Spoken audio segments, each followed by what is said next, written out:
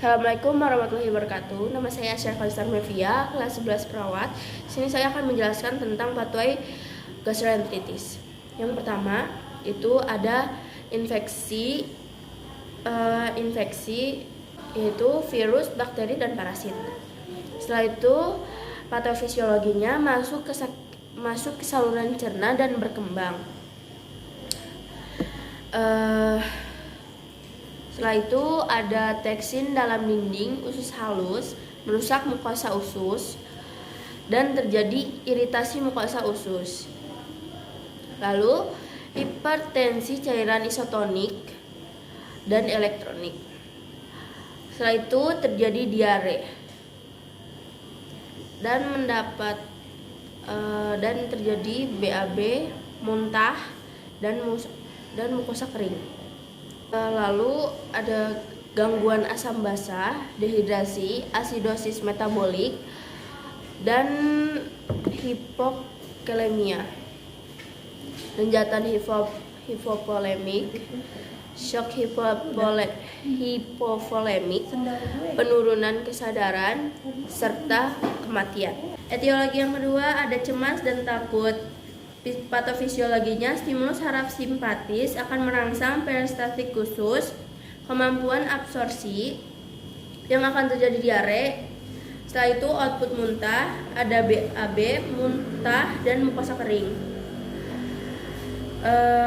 Setelah itu akan menyebabkan kehilangan cairan, asidosis metabolik, lenjatan hipovolemik, pH darah menurun, rangsangan pusat pernafasan yang akan terjadi rangsangan pusat pernafasan dan nafas cepat dan dalam. Setelah itu serta gangguan pola napas. Absorpsi fisiologi terjadi tekanan pada osmotik meningkat. Lalu terjadi tekanan rongga usus meningkat yang menyebabkan penghambatan absorpsi dan meningkatnya volume cairan di lumen dan munculnya respon untuk mengeluarkan diare dan menyebabkan ansiesta atau cemas. Terima kasih. Infeksi mukosa lambung, gangguan difusi barir, mukosa, simulasi vertus, vagus, refleksi enterik, dinding lambung, hormon gastrin, stimulus sel pariental, peningkatan asam lambung, iritasi mukosa lambung, perdagangan mukosa lambung. Yang pertama ini pathway-nya. Lalu di sini etiologinya itu ada infeksi, malabsorpsi, sama makanan.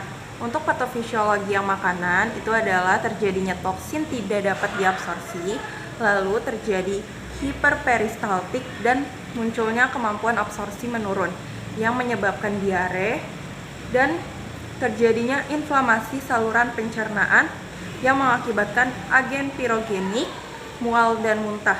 Suhu tubuh meningkat dan menyebabkan anoreksia sehingga ketidakseimbangan nutrisi kurang dari kebutuhan tubuh.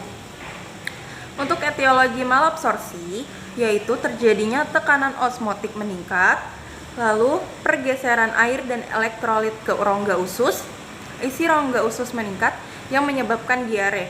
Lalu terjadinya BAB sering dengan konsistensi encer yang menyebabkan cairan yang keluar banyak, frekuensi defekasi yang menyebabkan dehidrasi dan kekurangan volume cairan.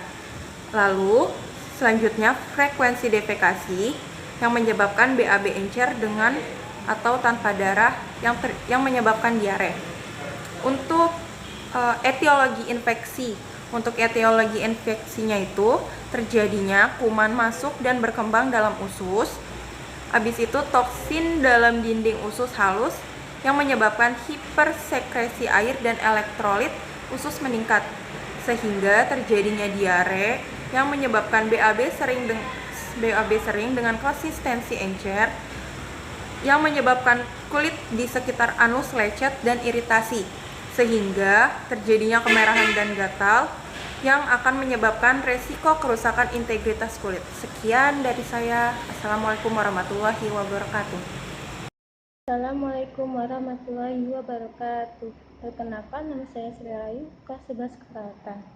Saya ingin di sini menjelaskan tentang pathway gastroenteritis, etiologi, infeksi masuk ke lambung, lolos asam lambung terus masuk ke usus dan mengiritasi mukosa usus dan terjadi gastroenteritis.